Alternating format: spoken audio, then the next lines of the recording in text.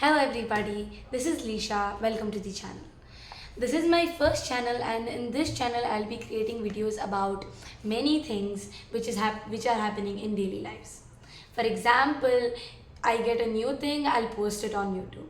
So I will be doing everything that is happening on daily life basis, and I will be even creating lessons so that the people who cannot understand or the lower grades in this videos can help them.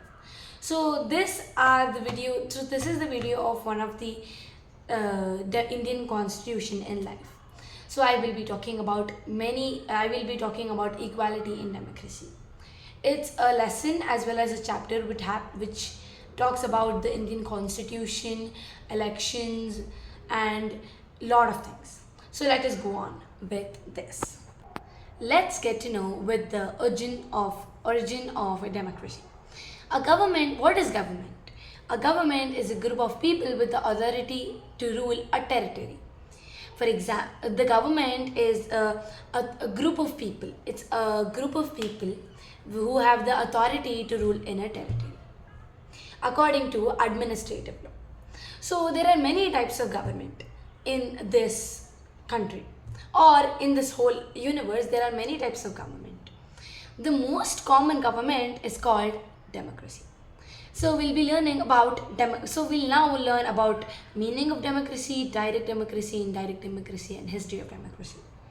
So let's get to know with the meaning of democracy. The word democracy is derived from two Greek words: demos, which means people, and kratos, which means rule or power. Abraham Lincoln has defined democracy as a government of the people, for the people, and by the people. It means that in the democracy, people rule themselves either directly or indirectly.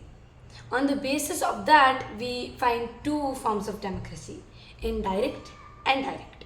Let's go on with direct democracy.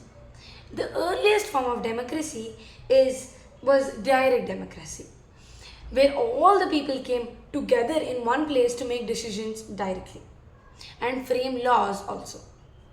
So in this form of democracy, all the power was vested in the hands of the people. So this was the earliest form of democracy, which people used to gather around in one place and frame laws and make decisions directly. Like I myself, I am the oldest in the tribe, for example, in the Stone Age or the Middle Age. For example, we take the medieval period. So I belong to a particular tribe or a specific tribe, and I gather everyone. I myself am the surroundings of people, and I gather everyone, and we all gather around. And if I'm the oldest person in the group, I and my other buddies, who are also the oldest, will make decisions and frame laws directly. This was actually the direct democracy. It was unfair and not as well as now. But because of the earth revoluted and the revolution, we have come up with indirect democracy. With the population of the countries on the increase and various other functions to be performed, it became difficult to involve everybody in the decision making process of the government. Therefore, in such situations, some people were elected on behalf of some people to rule as representatives. So, who would make important decisions for the government. This form of democracy is to be known as democracy, or indirect democracy, or representative democracy. So this form of democracy is the democracy we are achieving and experiencing right now. As the population of the countries as the population of people and humans increased and increased, coming to the years and years and centuries, we got a lot of people, and we couldn't gather everyone around us and make decisions, as it would be too much of people and lot of disrupted sound. You can take it as any meaning. So when the population increased, all of the people elected some people as the representatives on behalf of them to rule by the government. This was first done by this type of democracy was first done in a Greek. It's called Athens democracy. That we learn in history of democracy. So now, as we have gone through origin of democracy, meaning of democracies, and about the types of democracy which are indirect and direct, let's get to know about the history of democracy. So, history of democracy. Historians believe that some of the earliest form of democracy were found among the hunters and gatherers and the tribal gatherers. So a lot of historians believe that the democracy was found around in the very ancient and stone age, which we already have learnt. They were found by the hunters and gatherers of that age. You can also call them as the tribal societies. So as early humans started to settle down, there were many social and conflicts among them. They could not they could not make to they could not have a lot of they had a lot of problems basically. So as lot of conflict, they had a lot of conflicts among them, which means that they had a lot of problems, issues which were not solved. So to resolve this, a group of elders took the responsibility of making important decisions for the entire tribe. I have mentioned this before, even with the example that if I am the oldest persons make the decision and choose the leaders or be the leaders themselves. As they were the oldest, they knew about the early and now what's happening. So they made the oldest people and the eldest people as the responsibility takers.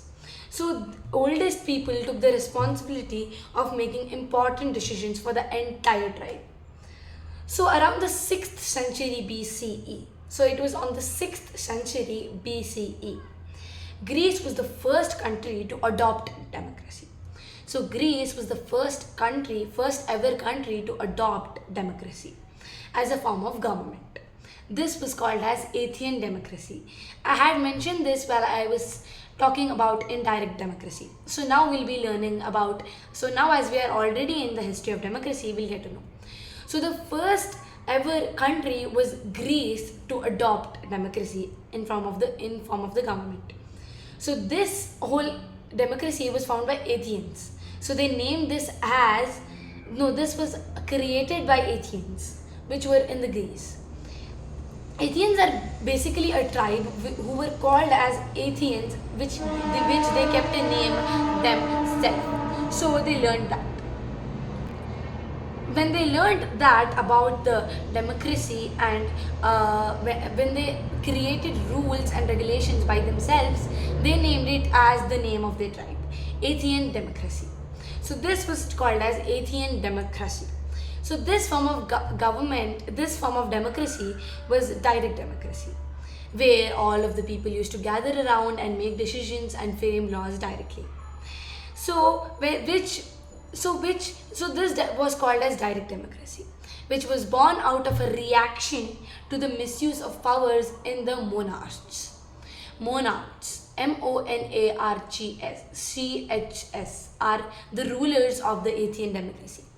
They are basically called as the earliest people in the Greece and who ruled the Athenian democracy. They adopted a democracy is right, but then they misused the powers of the democracy. They made their own rules and regulations which were out of limit. So they were called as monarchs. So this form of government did not last long, as it was not as fair enough as now what we are experiencing now. So let's know about what happened next. By the 16th and 17th century, so this democracy started at 6th century BCE and it ended before 16th and 17th century. So by the 16th and 17th centuries, people in many other countries began to demand certain rights concerning the functioning of the government.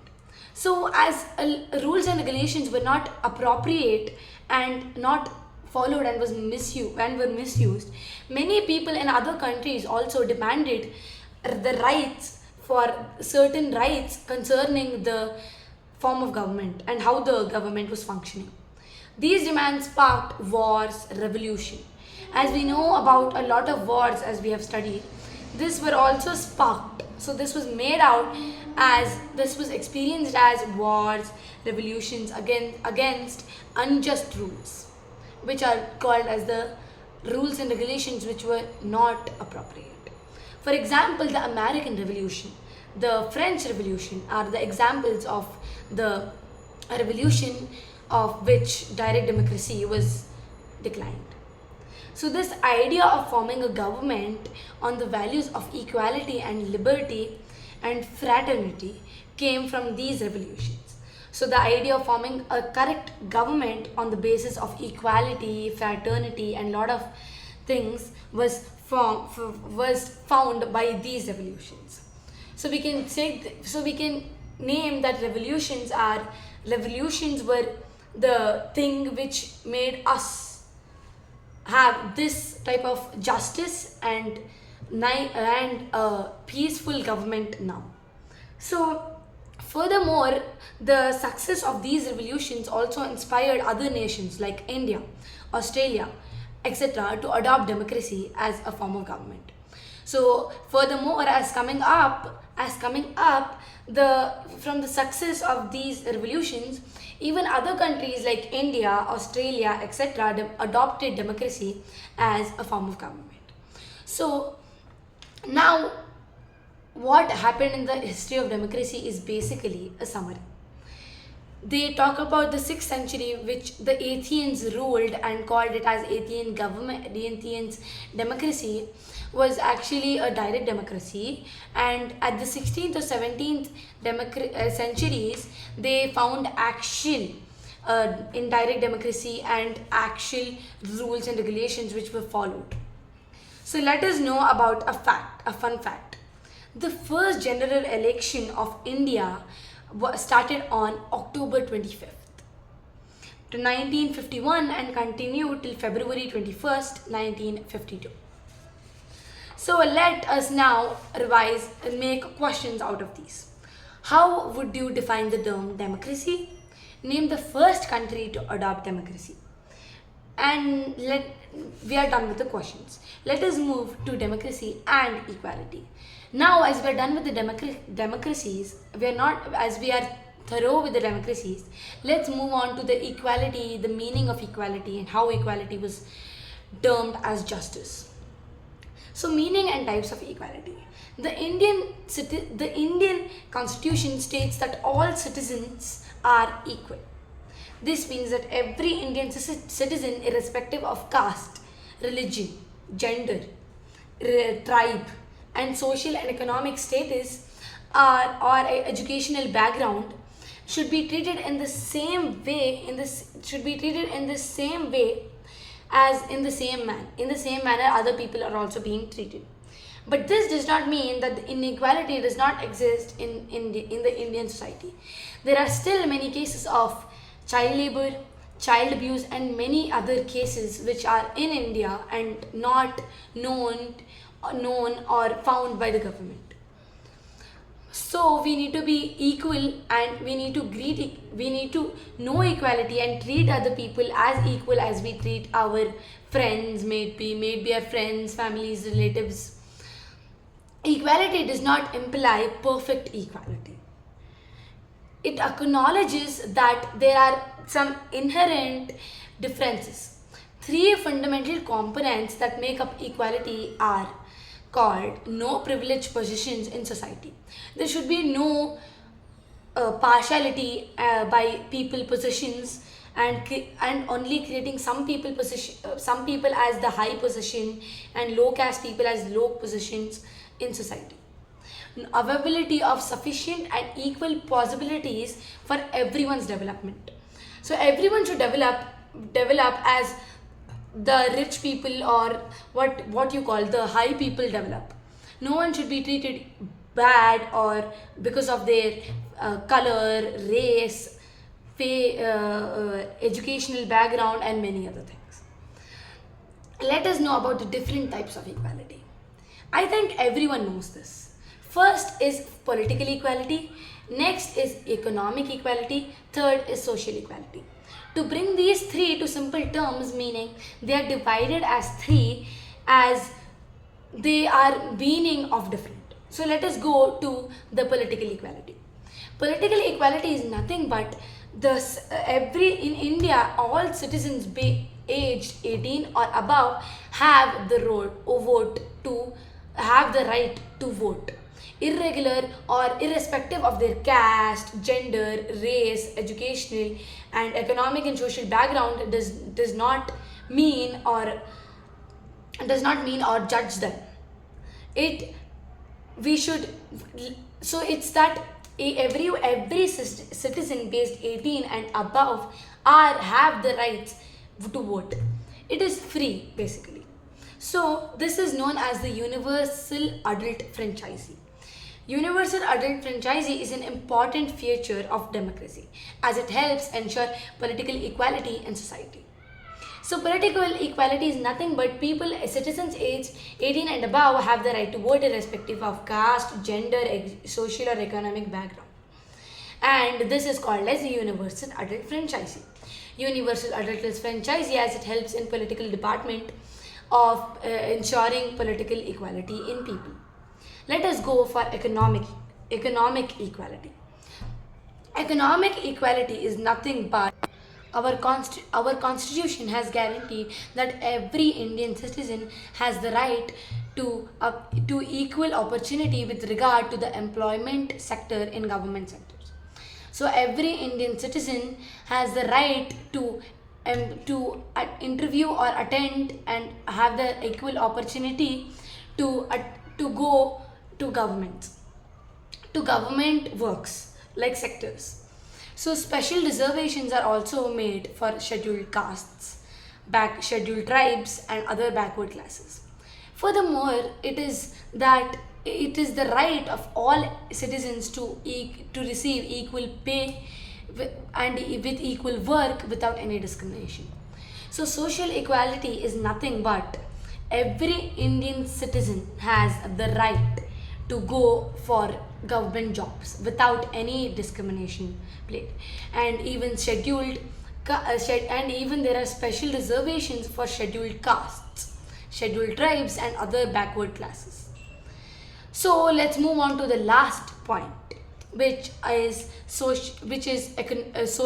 equality. We had done about economic equality. So now we'll be learning about social equality. Social equality refers to a state in which all the people in the society have the same opportunities as well as the access to education, healthcare, income, wealth, etc. So social equality refers to a state in which all the people in the society have the right to equal education, healthcare and income, wealth, etc. So even Article 15 of the Indian Constitution. Indian Constitution states that no citizen shall be discriminated on the basis of religion, race, caste, sex, or place of birth. So every person shall have equal access to public places like parks, museums, wells, roads, etc. Deviating from any of the above conditions would lead to inequality. So now, as we are clear with the social equality, it just means that everyone in the country should have equal opportunities such as education. Everyone has to go through education a lot more. So education, wealth, income and healthcare also. And even the Article 15 of the Indian Constitution says that no one shall be discriminated on the basis of their race, religion, country, place of birth, sex also. So now and they have also mentioned that every single citizen has the right to visit public places like parks, museums, wells, road, etc. Anyone not following this is called as inequality. So if you want to know more about democracy and explore more into what happened in the past or history, please drop a like button, a subscribe, and ring the bell icon and subscribe to this channel so I can create more videos of fun and about the environment and teach you further more lessons. Thank you for watching this channel with your peace mind. Bye.